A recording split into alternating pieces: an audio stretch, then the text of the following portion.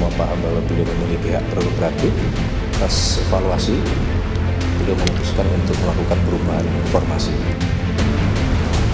Kita sudah pelajari kelemahannya, ke depan akan kita perbaiki.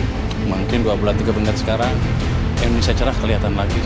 Tadi kami sempat di briefing sebentar oleh Presiden, secepat mungkin, sesegera mungkin untuk bekerja.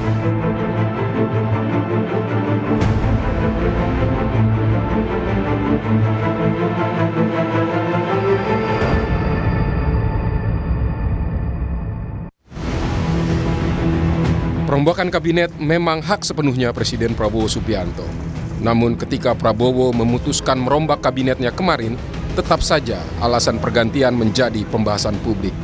Jika pada reshuffle pertama Februari 2025, Presiden hanya mengganti Mendikti Saintek Satrio Sumantri Brojonegoro, maka reshuffle kedua ini, Presiden merombak 5 kementerian di Kabinet Merah Putih. Menteri Keuangan yang tadinya dijabat Sri Mulyani diganti oleh Purbaya Yudi Sadewa. Purbaya sebelumnya Ketua Dewan Komisioner Lembaga Penjamin Simpanan atau LPS. Purbaya juga pernah menempati sejumlah posisi penting di pemerintahan. Dia pernah menjabat sebagai Deputi Bidang Koordinasi Kedaulatan Maritim dan Energi di Kementerian Koordinator Bidang Kemaritiman dan Investasi.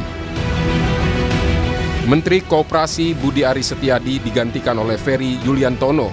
Ferry Yuliantono sebelumnya menjabat sebagai Wakil Menteri Koperasi. Posisi Menteri Perlindungan Pekerja Migran Indonesia, Abdul Qadir Karding, diisi oleh Mukhtarudin. Mukhtarudin sebelumnya merupakan anggota DPR RI dari fraksi Partai Golkar.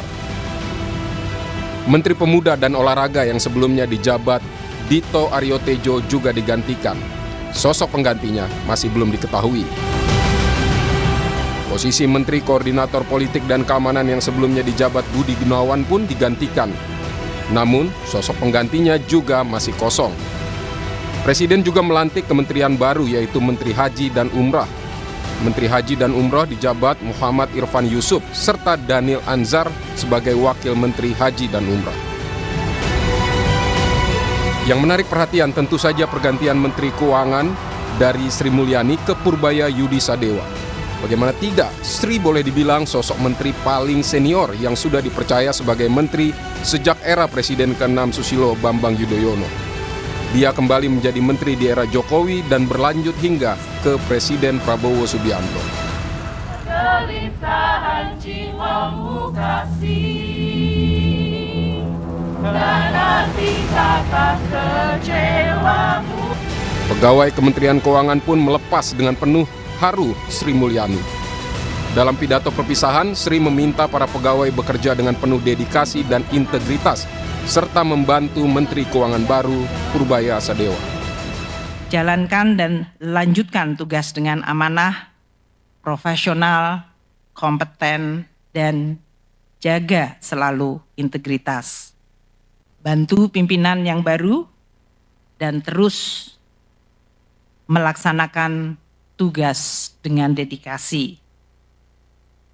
Saya pamit undur diri pagi hari ini dan mohon mulai saat ini untuk kami dihormati ruang privasi kami atau ruang pribadi saya sebagai warga negara biasa.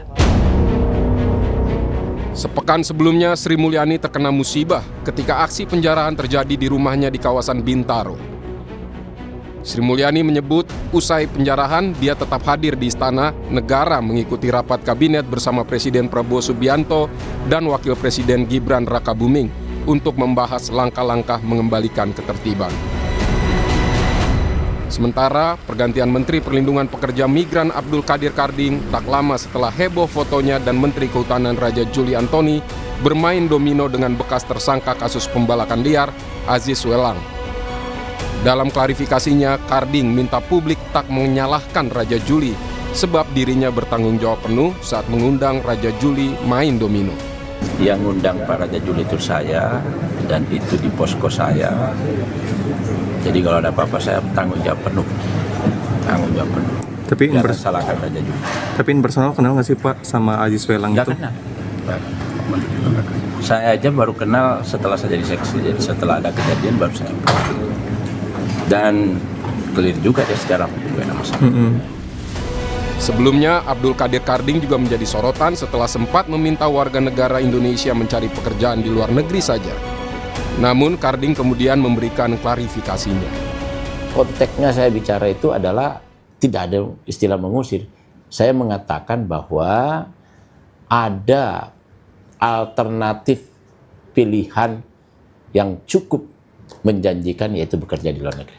Saya harus menjadikan peluang kerja di luar negeri ini sesuatu yang dapat membantu mengurangi pengangguran, kemiskinan, dan juga berdampak pada pertumbuhan ekonomi masyarakat. Sosok yang juga di-reshuffle adalah Budi Ari Setiadi yang menjabat Menteri Koperasi. Sebagai pendiri Relawan Projo, Budi Ari dikenal sebagai loyalis Presiden ke-7 Joko Widodo. Di era Joko Widodo, Budi sempat menjabat sebagai Menteri Komunikasi dan Informatika. Nama Budi Ari sempat menjadi kontroversi karena disebut dalam persidangan kasus judi online. Budi Ari menegaskan sama sekali tidak terlibat dalam kasus itu. Jadi bukan disebut atau menerima, tapi mereka itu kesepakatan di antara mereka, bukan saya bersepakat dengan mereka gitu. Itu lengkap kok di berkasnya. Jadi menurut yang kami tangkap itu kan disebut menerima alokasi 50%. Nah, pertanyaan berikutnya adalah apakah saya tahu? Saya tidak tahu. Apakah mereka pernah memberitahu? Mereka tidak pernah memberitahu. Yang ketiga, apalagi aliran dana. Media mengutip tergesa-gesa atau misleading atau memframing dan cenderung fitnah ke saya. Pengamat politik Adi Prayitno menilai menteri-menteri yang diganti pada reshuffle jilid 2 memang tak mendapat penilaian positif dari publik. Namun juga penting, publik menunggu apakah pergantian menteri bisa memperbaiki kinerja pemerintahan sehingga menjawab masalah hidup masyarakat sehari-hari. Ya, artinya menteri yang kemudian diganti ini kalau kita mau jujur adalah menteri yang sebenarnya tinggal nunggu waktu untuk melakukan pergantian. Karena dalam evaluasi publik ini kan resultantenya tidak positif, dia negatif, selalu mendapatkan sorotan.